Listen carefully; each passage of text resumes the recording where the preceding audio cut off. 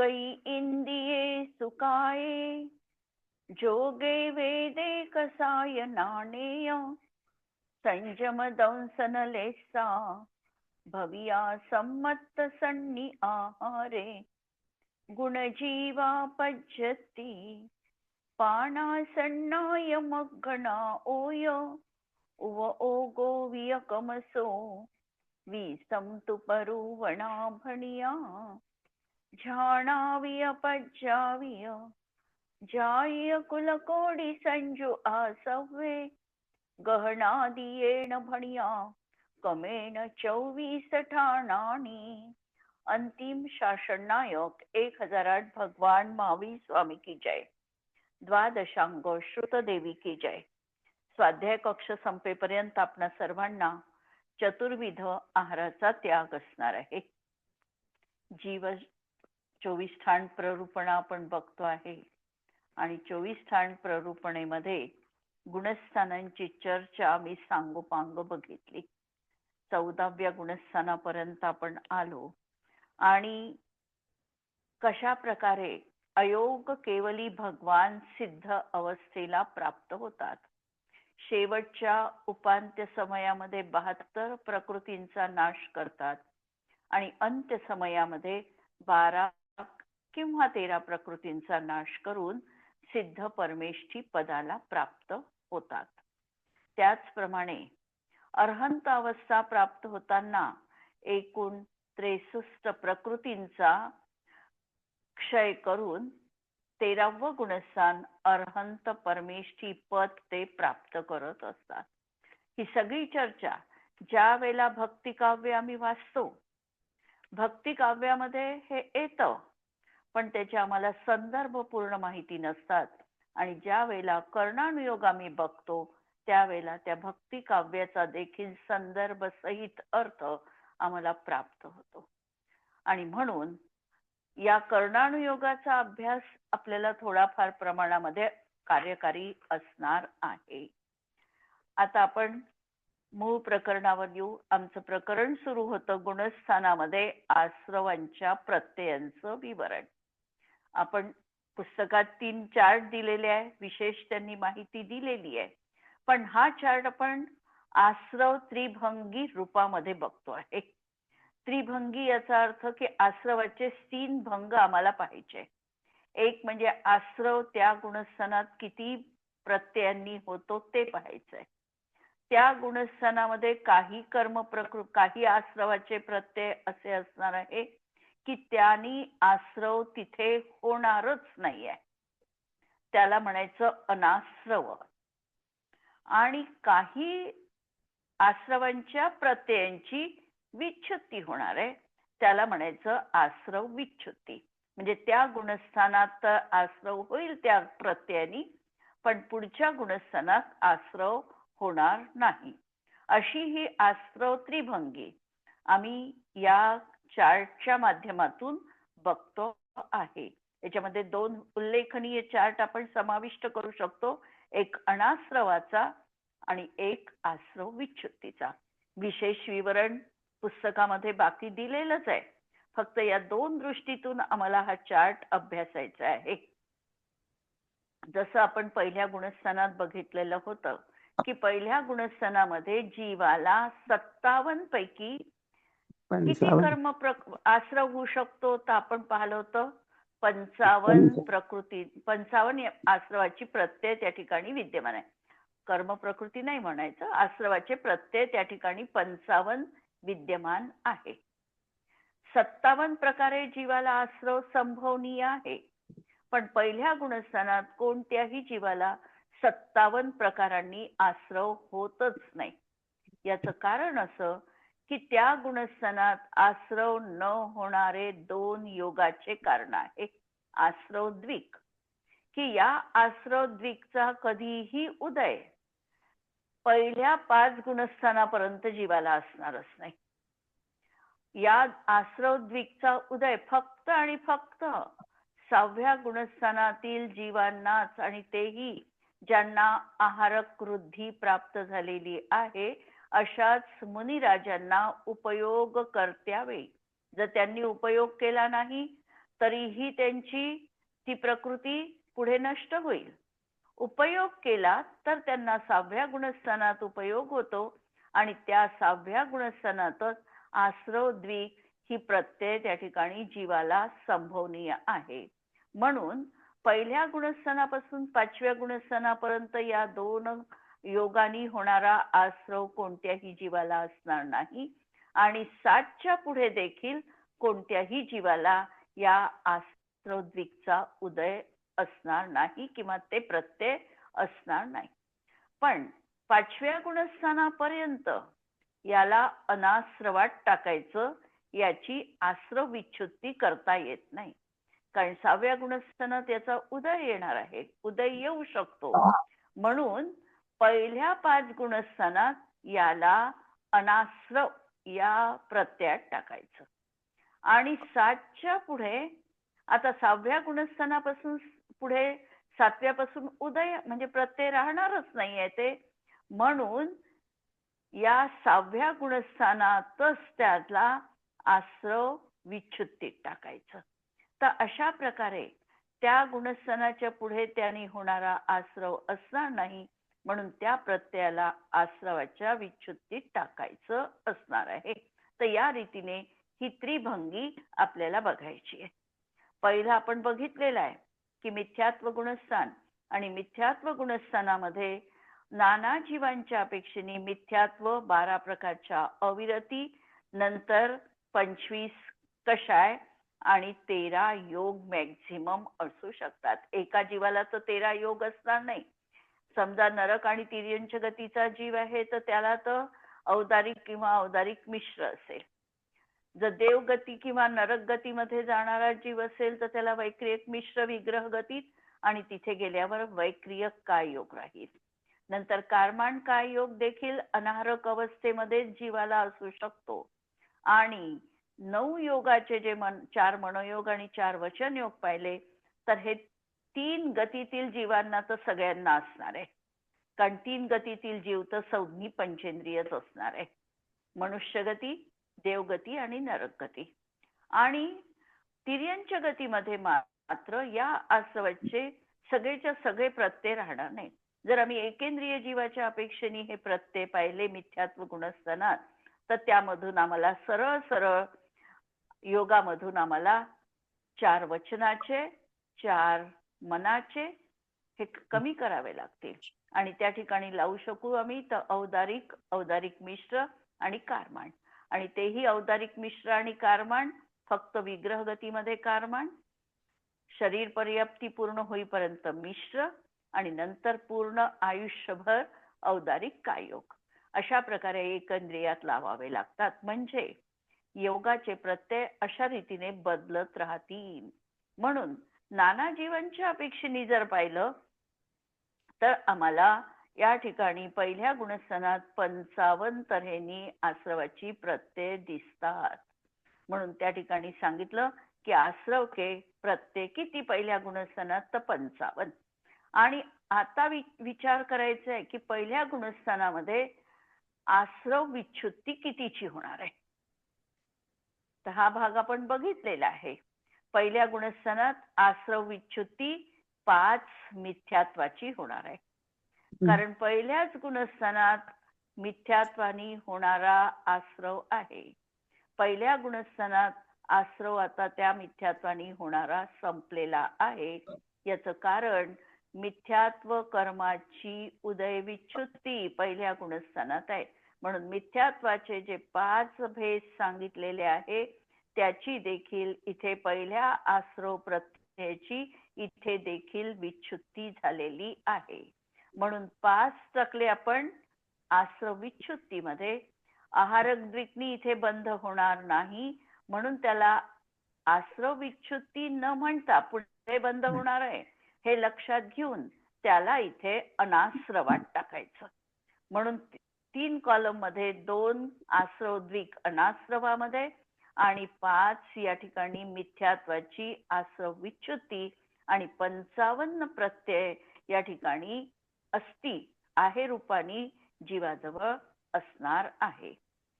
दुसऱ्या गुणस्थानाचा जर विचार केला तर आता दुसऱ्या गुणस्थानामध्ये अनंतानुबंधीचा तो उदय आहे, पण दुसऱ्या गुणस्थानाच्या पुढे आता अनंतानुबंधीचा उदय असणार नाही. म्हणून 4 अनंतानुबंधीची इथे काय झालेली आहे? आश्रव विच्छुत्ती झालेली आहे. इथे आता आश्रवाचे प्रत्यय पहिल्या गुणस्थानात 2 काढलेले होते, या ठिकाणी 4 निघाले. अशा तऱ्हेने आश्रवाचे प्रत्यय या ठिकाणी कमी झाले. म्हणून इथे 50 प्रकारांनीच आश्रव राहिलेला आहे. 5 मिथ्यात्वाचे गेले आणि 2 आहारकदिकचे गेले.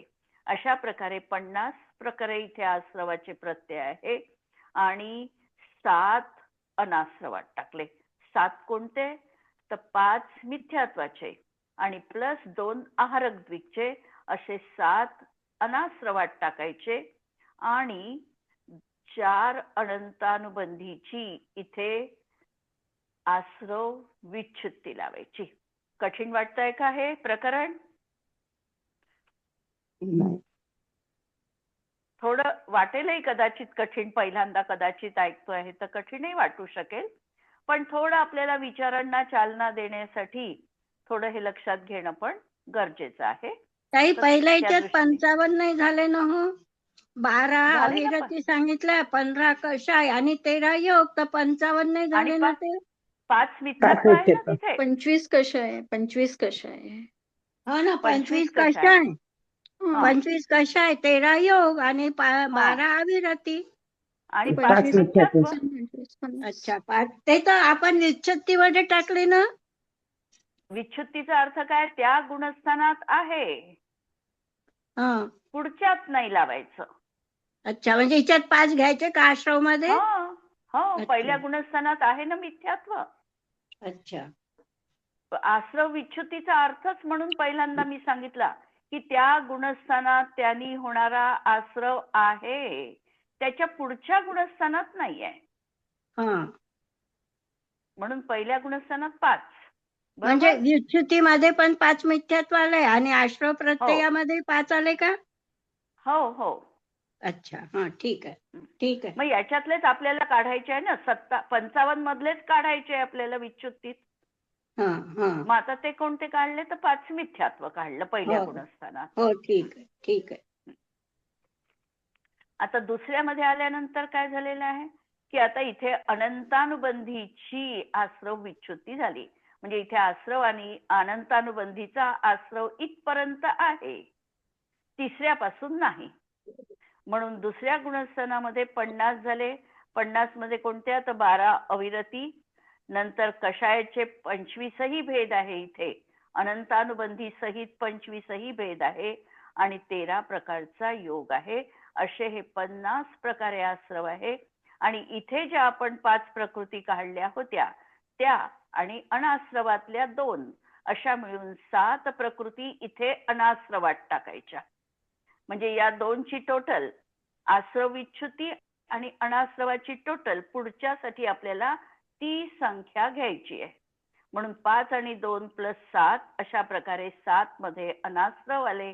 50 होणारा आश्रव आहे आणि या गुणस्थानात 4 अनंतानुबंधीची आश्रव विच्छुत्ती आहे. इथपर्यंत क्लिअर झालं? आता तिसरं गुणस्थान बघू. तिसऱ्या गुणस्थानामध्ये आता परत आपल्याला काही नियम पण आठवावे लागतात. निव्वळ आपल्याला प्लस मायनस करून चालत नाही. नियमांसहित आपल्याला काही प्लस करावं लागतं आणि काही मायनस करावे लागतात. तिसरं गुणस्थान म्हणजे कोणतं गुणस्थान आहे? सम्यक मिथ्यात्व गुणस्थान. या गुणस्थानाची वैशिष्ट्य काय आहे? इथे मरण नाही म्हणून मिश्र आणि कारमाण का योग कमी होतील. मिश्र आणि कारमाण म्हणजे बरोबर. म्हणजे या गुणस्थानामध्ये तिसऱ्या गुणस्थानात कोणत्याही जीवाचं मरण होऊ शकत नाही. म्हणून आता इथे आश्रवाची प्रत्यय लावत असताना आम्हाला इथे मिश्र लावता येत नाही, कारण मरण नाही आहे. मरण नाही म्हणून औदारिक मिश्र पण बाजूला काढावं लागेल, वैक्रियक मिश्र पण बाजूला काढावं लागेल आणि कारमाण काय योगाला पण बाजूला करावं लागेल. पण बाजूला करत असताना ते आश्रव विच्छुत्तीत टाकायचं की अनाश्रवात टाकायचं? हाही प्रश्न आहे. अनाश्रवात टाकायचं. कारण या गुणस्थाना पुरते ते नाही आहे, पुढे तर राहणार आहे. म्हणून या गुणस्थानातून सध्या बाजूला केलेले आहे, म्हणून त्याला अनाश्रवामध्ये टाकायचं. म्हणून या ठिकाणी आता आश्रवाचे प्रत्यय, आपली बेरीज किती झाली असती? 7 आणि 4 11 झाली असती. तिसऱ्या गुणस्थानात आपण अनाश्रवात टाकले असते तर 11 टोटल झाली असती. पण या 11 मध्ये आपल्याला औदारिक मिश्र, वैक्रियक मिश्र आणि कारमान कायोग 3 ऍड करायचे. अशा रीतीने या ठिकाणी अनाश्रव होणार आहे 14 प्रकृतींमध्ये अनाश्रव. इथे किती आश्रवाचे प्रत्यय आहे? 43 आश्रवाचे प्रत्यय आहे. 43 मध्ये कोणते? तर आता 12 अविरती आहे. कषायांमधले अनंतानुबंधी कमी झाले म्हणून 21 कषाय आहे. आणि 13 योगामधले हे 3 आम्ही काढले. मिश्रचे 2 काढले आणि 1 कारमांडका योग काढला, म्हणून हे 3 काढले, म्हणून 10 योग राहिले या ठिकाणी. आणि अशा तऱ्हेने या ठिकाणी आश्रव प्रत्यय उरले 43. या गुणस्थानामध्ये एकाही आश्रवाची विच्छुत्ती होत नाही, म्हणून या ठिकाणी आश्रव विच्छुत्ती 0. कोणतीही आश्रव विच्छुत्ती इथे होत नाही, म्हणून 0 लावायचं. ठीक. आता चौथ्या गुणस्थानात आलो आपण. चौथ्या गुणस्थानात आता काय सुरू झालं? इथे जे मरण होणार होतं तिसऱ्या गुणस्थानात मरण संभवनीय नव्हतं. आता चौथ्या गुणस्थानात जीवाचं मरण होऊ शकतं, म्हणून जे आम्ही मिश्रचे प्रत्यय बाजूला केलेले होते ते याच्यामध्ये आम्हाला ऍड करावे लागतील. यांनी देखील इथे आश्रव होऊ शकणार आहे. म्हणून पहिल्यांदा टोटल पहा, आपली किती झालेली होती? 14चे 14 आले असते खाली, कारण इथे प्लस आपण 0 केला, तर 14चे 14 अनाश्रवात आले असते. पण अनाश्रवातून आता हे 3 मायनस करायचे, म्हणजे 11 यांनी 11 येतील. म्हणून 11 अनाश्रवामध्ये 46 काय झालेले आहे? आश्रवाचे प्रत्यय. इथे 46 कोणते आहे? तर 12 अविरती, नंतर किती कषाय? 21 कषाय आणि 13 योग. आता इथे प्रश्न परत पहा, थोडा विचार करण्यासारखा आहे. इथे आता आम्हाला आश्रव विच्छुत्ती कितीची करायची आहे? परत एक लक्षात घ्यायचं की 14च्या पुढे जीवाचं मरण नाही आहे. 14च्या पुढे तो मरत नाही, आणि चौथ्या गुणस्थानाच्या पुढे मरण नाही, कारण मरण झालं तर चौथंच गुणस्थान आहे. म्हणजे 4च्या पुढे मरण नाही आहे ना. आणि दुसरं परत की चौथ्या गुणस्थानापासून, म्हणजे 5वं गुणस्थान हे वैक्रियक वाल्यांना होऊ शकत नाही. म्हणून या ठिकाणी आता आश्रव विच्छुत्ती कितीची करता येईल? अनाश्रवात काय टाकायचं? वैक्रिक मिश्र, औदारिक मिश्र, कारण मरण नाही आहे आता, आणि कारमांड हे कारमांड 4 योग. 4 योग त्याची आश्रव विच्छुत्ती होईल. एक अविरती कमी होईल, 5 अविरती कमी होईल. आणि 12 अविरती आहे. 12 अविरती मधून 1 अविरती कमी होईल. रसकायिक जीवाच्या हिंसेचा आता त्याग आहे, आणि 4 कषाय 1 अविरती कमी होतील. 4 कषाय कमी होतील. अप्रत्याख्यानावरून 4 कषाय कमी होतील. आणि बाकी मिश्रचे काढू का सगळे, की काही गडबड होते आहे? नाही ना, वैक्रिक मिश्र, औदारिक मिश्र काढावं लागेल, आणि कारमांड, कारण आता मरण. म्हणून काही गडबड होते आहे का? तरी काही गडबड होते आहे का? मरण नाही होत, पण केवली समुद्गात होतो तेव्हा होतात ना, औदारिक मिश्रही होते आणि कारमांड होते. हो, म्हणजे ते कारमाण अनाश्रवात होतो. टाकावं लागेल एक. हा, म्हणजे आपल्याला तिथे आश्रव विच्छुत्ती ते टाकता येत नाही. आपल्याला हा. तिथे ते अनाश्रवात टाकावे लागतील आणि आपल्याला विच्छुत्ती करावी लागेल वैक्रियक शरीर आणि वैक्रिक मिश्र वैक्रियक मिश्र. हम्म, नंतर हम्म. कारमांची पण आम्हाला कारमान करता येत नाही, हा कारमांची करता येत नाही, कारण पुढे राहणार आहे 13व्यात कारमांड फोर्थ काय योग 13व्यात. म्हणून आता या ठिकाणी 4 अप्रत्याख्यानावरण कषाय, एक त्रसकायिक जीवाची म्हणजे एक अविरती कमी होईल आणि आणि एक 2 अविरती आणि 3 काययोग कमी होईल. 2 2 वैक्रियक काययोग कमी होईल. 2 काययोग वैक्रियक आणि वैक्रियक मिश्र इथे हे कमी करावे लागतील. म्हणजे कितीची झाली आता 5व्या गुणस्थानात आश्रव विच्छुत्ती 4 1 5 6 7ची. अप्रत्याख्यानावरण 7च होईल का? अप्रत्याख्यानावरण कशाची घ्यायची इथे आणि एक अविरती कमी करायची आणि 2 वैक्रियक काययोग कमी करायचा. आता आम्हाला टोटल किती पाहिजे होती? 11 आणि इथे झालेली 57 ना, तर 57 पाहिजे होती. आता 4थ्या गुणस्थानात काय झालं? 20 मध्ये आला का बरोबर आकडा? आता 43 आधी होती आश्रवात, ते आता 2 योग औदारिक मिश्र आणि कारमान वाढेल आणि एक काय वाढेल आता इकडे अजून एक अविरतीमध्ये एक नाही. अविरती तर गेली ना त्याची. आता 17 कशाय राहिले, नंतर 11 अविरती राहिल्या आणि 9 योग राहिले आणि 11ची विच्छुत्ती आहे. 11ची नाही विच्छुत्ती. 11चीच 4 आणि 1 5 11ची विच्छुत्ती आहे का? ही इथली 11चा आकडा 5 मिथ्यात्व 4 अनंत 9 नाही ना, ते अनाश्रवामध्ये कसं ठेव आणि अनाश्रवाच्या प्रकृती जोडायच्या ना मग त्याच्यात ज्या मिश्र औदारिक मिश्र आणि कारमाण याच्यात जोडायच्या. औदारिक नाही, आधी हे पहा, 3ऱ्या गुणस्थानात अनाश्रवात 14 होत्या, त्या काढल्या. आता आपण त्यातले 2 योग तिकडे टाकले विच्छुत्तीमध्ये. विच्छुत्तीमध्ये नाही 2 टाकले योग ना. इथे टाकले. हे पहा, 3ऱ्यात 14 होत्या अनाश्रवात, इथे आपण त्याच्यामधल्या -3 केल्या. औदारिक मिश्र, वैक्रियक मिश्र आणि कारमान केल्या होत्या इथे. आता आपल्याला इथे काय करायचं आहे? इथे आपल्याला ह्या 11 वरच्या घ्यायच्या आहे.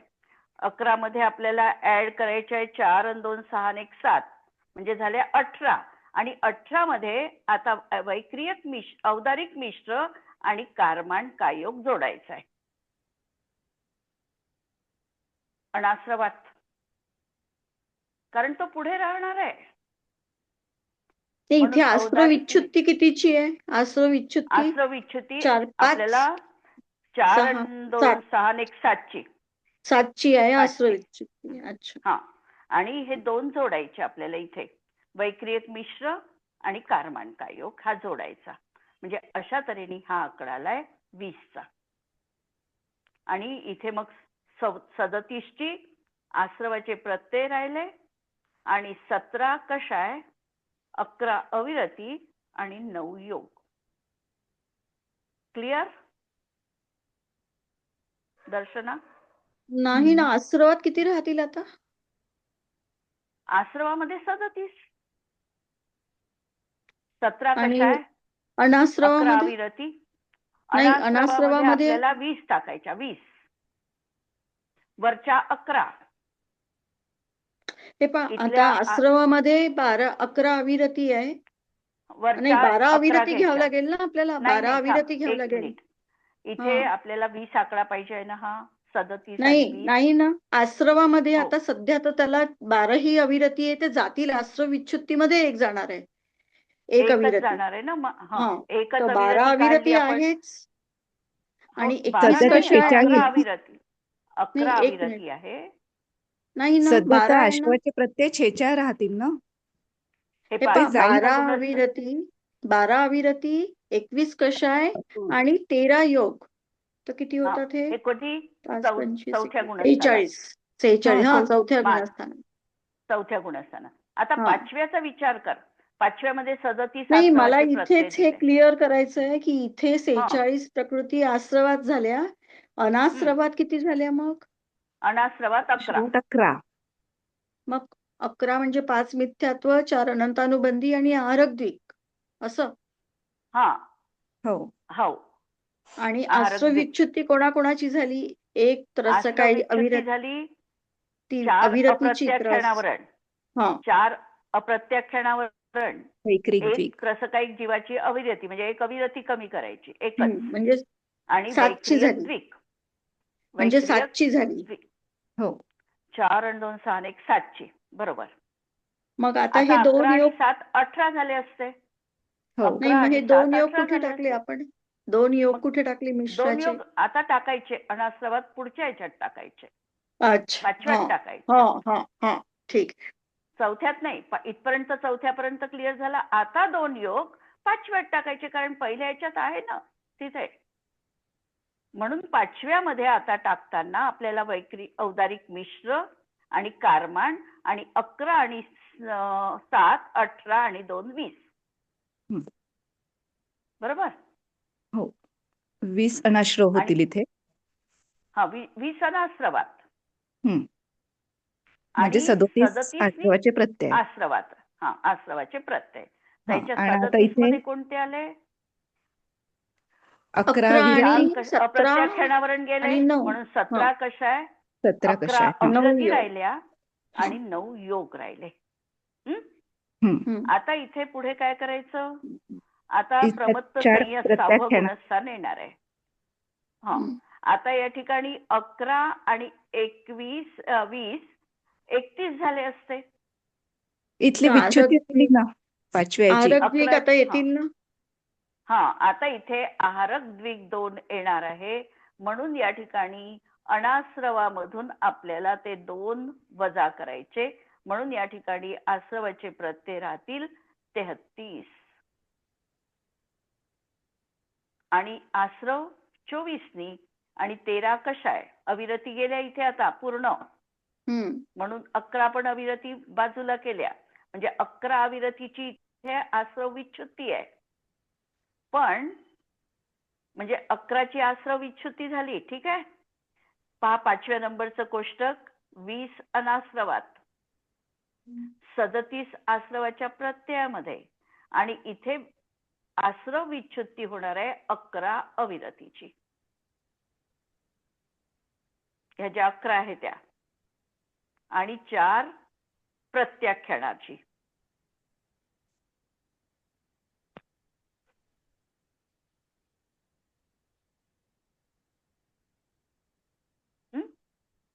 म्हणून आता 6व्या गुणस्थानात आपल्याजवळ काय? आता योगा कषायांपैकी परत आपले 17 मधून 4 कमी झाले, 13 राहिले. योगाचे आपल्याजवळ 9 होते वरचे, त्याच्यामध्ये 2 आहारक द्विक मिसळले तर 11 झाले, आणि अशा 13 आणि 11 असे मिळून आपल्याला इथे 24 आश्रवाचे प्रत्यय आहे. आणि इथे 24 आश्रवाचे प्रत्यय आहे, आणि इथे आहारक द्विकची आश्रव विच्युती करायची. इथे आता याच गुणस्थानात आहारक द्विक 2 आता याच्या पुढे नाहीये, म्हणून आतापर्यंत अनाश्रवात होते. पण आता यापुढे आहारक द्विकची उदय विच्युती, म्हणून इथे 6व्या गुणस्थानात 2ची उदय विच्युती.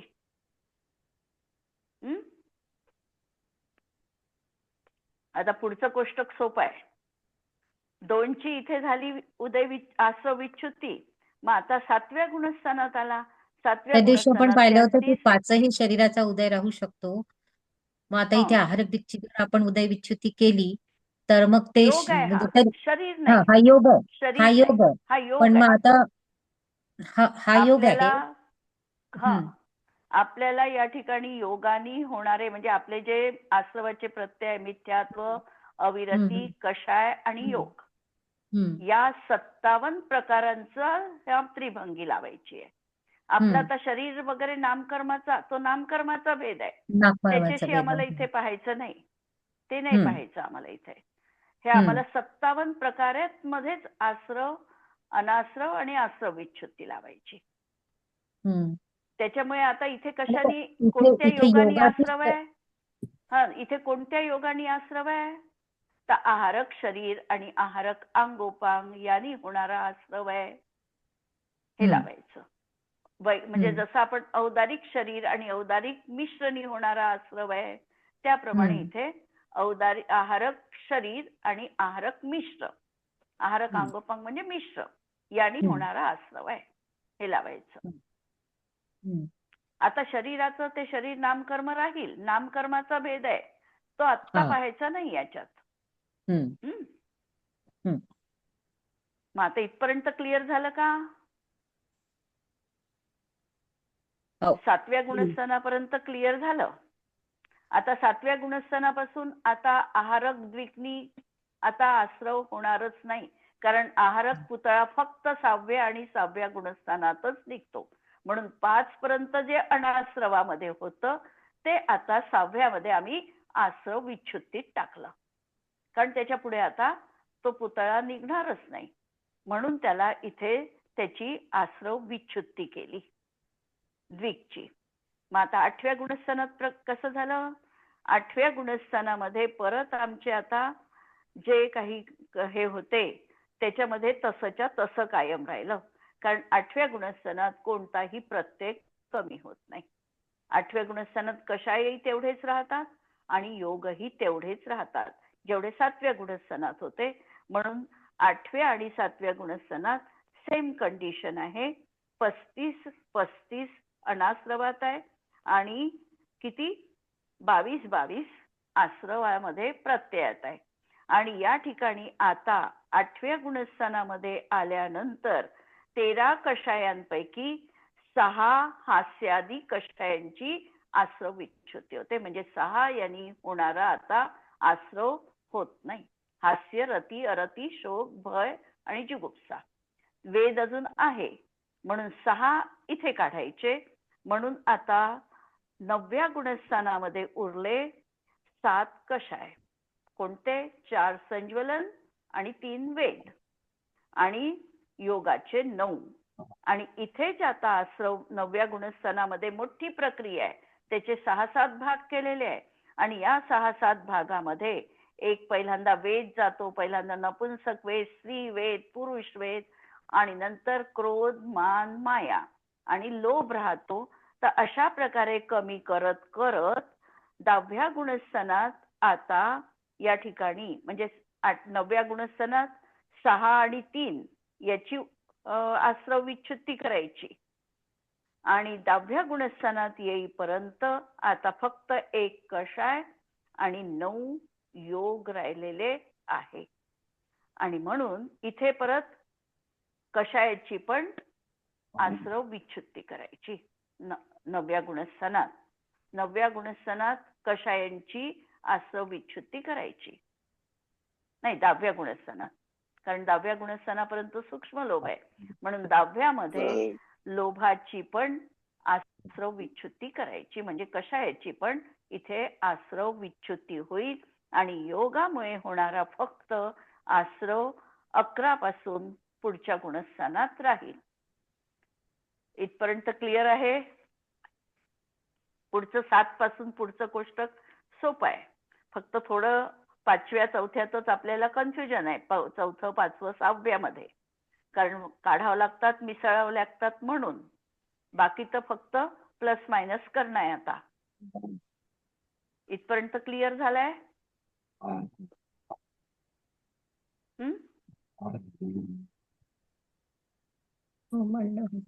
हा. आता ते पुढचं गुणस्थानामध्ये कुठे उपशांत कषायमध्ये आला 11व्या गुणस्थानात. 11व्या गुणस्थानात आता फक्त योगच आहे ना 11वा, कारण अजून मनोयोग 4ही प्रकारचा आहे, वचन योगही 4ही प्रकारचा आहे आणि 1 औदारिक कायोग आहे. म्हणजे 9 प्रकारे आश्रव आहे आणि बाकी प्रकारांनी इथे आश्रव नाही. म्हणून किती 48 प्रकृतींचा अनाश्रव म्हणजे आश्रव विच्छुत्ती पण त्याच्यामधल्या 3 प्रकृती आपल्याला पुढे पाहिजे म्हणून अनास्रवात टाकायच्या आणि इथे आसव विच्छुत्ती शून्यची. नंतर 12व्या गुणस्थानातही सेम की इथे देखील 48 प्रकृती आणि 9 आणि 9 योगाचे प्रकार राहतील. आता तो 13व्या मध्ये आला.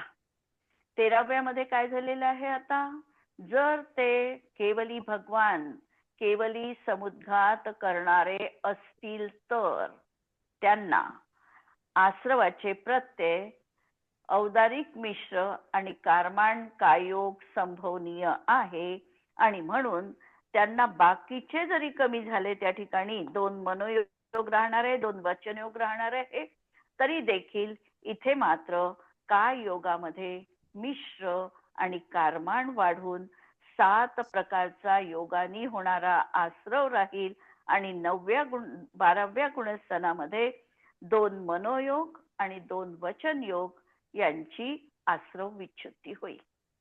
12व्या गुणस्थानामध्ये 2 मनोयोग कोणते, असत्य आणि उभय, वचनयोग देखील असत्य आणि उभय, या 2 वचन योगाची आणि 2 काय योगाची वचनयोग आणि मनोयोग यांची विच्छुत्ती 12व्यात होईल आणि 13व्या मध्ये अशा प्रकारे हे 3 योग राहतील, एखाद्या जीवाला राहतील पण सर्वसामान्य कथन आहे म्हणून 3 योग इथे राहतील आणि मग इथे मात्र पूर्ण योगाची ही योग विच्छुत्ती होऊन आश्रव विच्छुत्ती होऊन 14व्या गुणस्थानात आता हा आश्रवांच्या प्रत्ययांनी रहित होईल.